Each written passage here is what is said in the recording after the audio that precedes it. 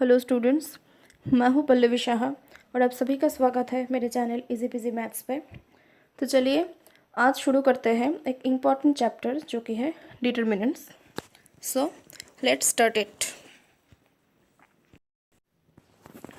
Okay, so consider the two homogenous linear equation जो है यहाँ पे एक a1x b1 plus b1y equals to 0, ये है first equation and the second equation is a2x plus b2y equals to 0। Okay, so this are our two homogenous linear equations. तो यहाँ पे अगर हम इक्वेशन वन को b2 से मल्टीप्लाई करते और इक्वेशन टू को b1 से मल्टीप्लाई करते, जो कि हमने यहाँ पे लिखा है, तो ये हमारा मिलता है कि इक्वेशन थ्री हमको मिलता है a1b2 प्लस 1b2y इंटू करके फिर a2b1x plus b1b2y equals to 0। ये हमारा third and fourth equation. Okay, so now if we subtract equation 4 from equation 3, then we get a1b2x minus a2b1x equals to 0. How? यहाँ से देखिए, अगर हम इसको यहाँ पे एक्सक्यूज मी यहाँ पे अगर हम इसको माइनस कर देते हैं तो ये जो हमारा पार्ट है ये, क्योंकि ये हो जाएगा और यहाँ पे भी माइनस साइन लगेगा, यहाँ पे भी माइनस साइन लगेगा, तो ये दोनों कट हो जाएगा। फिर यहाँ पे जो बचेगा वो है a1b2x फिर माइनस a2b1x इक्वल्स टू 0। अच्छा, नाउ x कॉमन लेके क्या आता है a1b2 माइनस a0, फिर क्या होता है कि a1b2 minus a2b1 equals to 0। Then ये राइट साइड आके होगा कि a1b2 equals to a1। Okay, फिर हम इसको ऐसे लिख सकते हैं कि a1/a2 इक्वल्स टू b1/b2। तो यहाँ से ये आता है कि डिटर्मिनेंट का एक्चुअली फॉर्मेशन होता कैसे है, तो ये हम ऐसे निकालते हैं।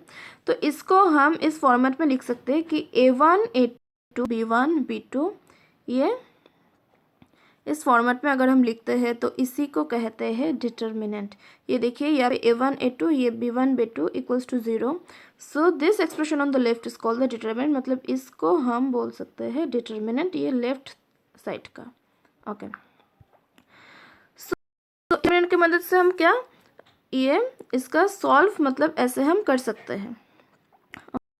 थर्ड ऑर्डर डिटर्मिनेंट्स क्या होता है? थर्ड ऑर्डर डिटर्मिनेंट्स होता है सिमिलरली यहाँ पे 3 लीनियर इक्वेशंस होगा, वहाँ पे 2 था, यहाँ पे 2 लीनियर्स थे, यहाँ पे 3 लीनियर इक्वेशन होगा। सॉरी, यहाँ पे 2 नहीं होगा। ओके, यहाँ पे 2 गलत हो गया, एक minute,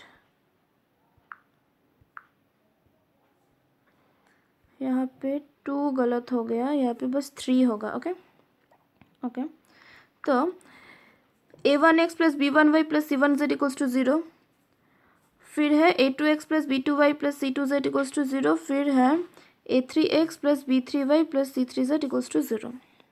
okay, now similarly by eliminating x y z from these three equations we get this a1 b2 c3 minus b3 c2 plus b1 into c2 a3 minus c3 a2 plus c1 a2 b3 minus a3 b2 equals to 0। तो इसको हम कैसे लिख सकते हैं? इसको हम इस फॉर्मेट में लिख सकते हैं कि a1, फिर देखिए ये डिटर्मिनेंट फॉर्म में b2 b3 c2 c3 plus b1, क्योंकि ये जो फॉर्मेट है इसको हम ऊपर सिखाए थे, तो ऐसे कहते हैं कि c2 c3 a3 a2 a3 फिर a2 a3 b2 b3, इसको ऐसे लिख सकते हैं। और ये जो c1 है इधर पे आ रहा है और a1 इधर पे आ रहा है। ओके, फिर ये पूरा जो रिजल्ट हम इसको ऐसे लिख सकते हैं कि a1 b1 c1 a2 b2 c2 a3 b3 c3। तो ये हो गया हमारा क्रॉस 3 का डिटर्मिनेंट। ओके, तो अभी ये डिटर्मिनेंट्स का कुछ प्रॉपर्टीज होता है, तो वो प्रॉपर्टीज क्या है? The value of the determinant remains unchanged if rows are changed into columns and columns are changed into rows. That is यहाँ पे क्या है a11 a12 a13, फिर a21 a22 a23, फिर a31 a32 a33। इसको हम यहाँ पे फॉर्मेट क्या कर रहे हैं? चेंज कर रहे हैं कॉलम रो को कॉलम में। ये जो रो है हमारा नहीं, यहाँ पे कॉलम रो पे चेंज हुआ है। तो कॉलम जो है A11 A21 A31, ये जो हमारा कॉलम है ये देखिए यहाँ पे रो पे कन्वर्ट हो रहा है। ओके, मैं फिर से एक बार बोल रही हूँ, ये जो हमारा कॉलम है ये कॉलम हमारा ऐसे यहाँ पे रो पे चेंज हो रहा है। फिर ये कॉलम A12 A22 A32, ये हमारा ये A12 A22 A32, फिर A13 A23 A33, ये यहाँ पे कन्वर्ट हो रहा है A13 A23 A33। ये ए ना स्मॉल में ही होगा, हाँ ये ए स्मॉल में होगा, इसमें ये A13 A23 A33। ओके, सो तो मतलब क्या हो रहा है कि अगर कोई भी डिटर्मिनेंट का एक रो बाकी दो रो में चेंज होता है और रोज अगर कॉलम में चेंज होता है तो उसमें वैल्यू का कोई गड़बड़ नहीं होगा, वैल्यू सेम रहेगा। ओके, फिर क्या हो रहा है, if two columns of the determinant are interchanged, the value of the determinant so obtained is negative of the value of the original determinant। मतलब क्या बोला यहाँ पे, अगर टू एडजेसेंट रोज और कॉलम्स अगर इंटरचेंज हो रहा है, यहाँ पे देखिए यहाँ पे हमारा क्या इंटरचेंज हुआ है, ये देखिए यहाँ पे हमारा जो ये सेकेंड ये है यहाँ पे फर्स्ट रो एंड ये सेकेंड रो, यहाँ पे फर्स्ट रो पे है A11 A12 A13 और सेकेंड रो पे क्या है A21 A22 A23। तो ये यहाँ पे इसमें कन्वर्ट हो रहा है, देखिए ये सेकेंड रो फर्स्ट रो में आ गया एंड फर्स्ट रो यहाँ पे जो हमारा फर्स्ट रो है वो सेकेंड रो में आ गया, इसलिए यहाँ पे सामने एक नेगेटिव हो रहा है। तो अगर आप फिर से यहाँ पे इस सेकेंड रो को थर्ड रो में लेके आते हैं और थर्ड रो को सेकेंड रो पे लेके आते हैं तो ये माइनस बन के प्लस हो जाएगा।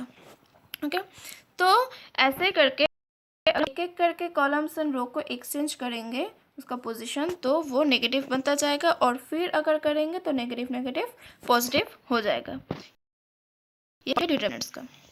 ओके, देन क्या होता है, इफ टू रोज और two columns of a determinant are identical then its value is 0। यहाँ पे ये थोड़ा गड़बड़ है मुझे लग रहा है, क्योंकि यहाँ पे टू रोज और टू कॉलम्स आर आइडेंटिकल, मतलब यहाँ पे आपका A11 A12 A13, ये भी A11 A12 A13 होगा। मतलब यहाँ पे ये और ये अगर सेम होता है सपोज तो ये 0 बन जाएगा। ओके, यहाँ पे PDF में थोड़ा गड़बड़ है लग रहा है, तो कोई भी अगर दो कॉलम्स टू कॉलम्स और टू रोज अगर सेम होता है तो उसका वैल्यू आएगा 0। Okay, next, each element of a row or column is a determinant is multiplied by constant determinant is k times of the value of the original determinant. क्या हुआ है यहाँ पे देखिए, ये फर्स्ट रो के 3 टर्म्स को यहाँ पे k से मल्टीप्लाई कर दिया है, तो k A11 k A12 k A13 बाकी का सेम है, तो इसलिए हमारा इज इक्वल्स टू क्या हो रहा है, k कॉमन लेके हम लिख सकते हैं k A11 A12 A13। Okay, अच्छा यहाँ पे एक चीज़ नोटिस कीजिए, अगर यहाँ पे तीनों जगह पे k मतलब यहाँ पे भी k होता है, यहाँ पे भी k होता है, यहाँ पे तो ऑलरेडी k है, तो यहाँ पे हमारा बन जाता k क्यूब, क्योंकि यहाँ से भी एक k आता और यहाँ से भी एक k आता, यहाँ से भी एक k आता, तीनों आके यहाँ पे बन जाता k क्यूब। ओके, तो मतलब यहाँ पे जो होता है कि एक ही कॉलम से हम एक एक करके पूरे एक कॉलम से नहीं तो पूरे एक रो से हम एक ही चीज़ को कॉमन लेते हैं, लेकिन वो पूरा डिटर्मिनेंट से कॉमन लिया नहीं होता है। तो यहाँ से हम लोग k को ले रहे हैं, फिर यहाँ से भी ले सकते थे, यहाँ से भी ले सकते थे, फिर होता हमारा k क्यूब। फिर ऐसे कॉलम से भी हो सकता था कि इस तरफ पूरा हमारा k, यहाँ पे पूरा k, तो फिर होता k क्यूब। ओके, फिर अभी क्या होता है, इफ़ एनी टू रोज और two columns of a determinants are proportional then its value is 0। Proportional मतलब देखिए, हाँ यहाँ पे ये सही है, मतलब जो मैंने वहाँ पे बोला था कि आइडेंटिकल और प्रोपोर्शनल यहाँ पे ये दिया है क्योंकि यहाँ पे k एक्स्ट्रा दिया है, तो वो जो हमारा आइडेंटिकल वाला और ये प्रोपोर्शनल वाला प्रॉपर्टी सेम है। ओके, तो देखिए यहाँ पे दोनों रोज A11 A12 A13 यहाँ पे भी है A11 A12 A13। तो अगर हम K को कॉमन ले लेते हैं, जो कि हमने यहाँ पे लिया है, तो क्या होता है, पूरा बाकी का दो आइडेंटिकल बन रहा है। ओके, तो बाकी का जो हमारा आइडेंटिकल बन रहा है, इसलिए ये इसका आंसर हो रहा है 0। ओके, अच्छा नेक्स्ट क्या है, if each element of a row of a determinant is the sum of two or more terms, then the determinant can be express as the sum of the two or more determinants, that is, देखिए यहाँ पे क्या है, ये ऊपर जो है A11 A12 A13, फिर A21 प्लस C2, फिर A23 प्लस C3, नीचे है A31 A32 A33। तो इसको हम कैसे लिख सकते हैं कि जो ये जो बीच का ये जो लाइन है यहाँ पे, तो इसको हम डिवाइड करके प्लस करके डिफरेंट डिटर्मिनेंट्स के जैसे लिख सकते हैं। देखिए यहाँ पे आ गया हमारा A21 A22 A23 प्लस आ गया डिफरेंस है कि C1 C2 C3।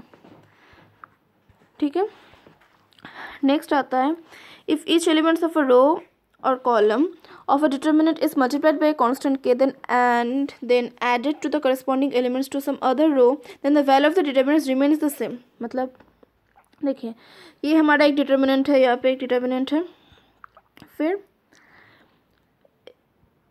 ये इक्वल्स टू क्या हो रहा है, A11 A12 ये दोनों तो देखिए सेम है, यहाँ पे ये भी A11 A12 A13 यहाँ पे भी सेम है, ये भी A21 22 23 ये यहाँ पे सेम है। लेकिन जो थर्ड कॉलम वो क्या आ रहा है कि हम यहाँ पे A31 मतलब थर्ड के साथ थर्ड टर्म्स A31 के साथ हम क्या कर रहे हैं कि K प्लस K21 मतलब इसको हम ऐड कर रहे हैं यहाँ पे, फिर इसको कर रहे हैं, फिर इसको कर रहे हैं, तो इसका जो वैल्यू होगा वो सेम होगा, then the value of the determinant remains the same. मतलब कोई भी कांस्टेंट लेके अगर आप इस डिटर्मिनेंट के साथ कोई एक रो और कोई एक कॉलम का उसके साथ कोई कांस्टेंट इनटू करके अगर आप किसी दूसरे कॉलम के साथ ऐड करते हैं, तो फिर उसका जो वैल्यू होगा वो पहले का डिटर्मिनेंट्स के साथ सेम होगा। ओके, फिर क्या होता है, if each element of a row of a determinant is 0 then its value 0।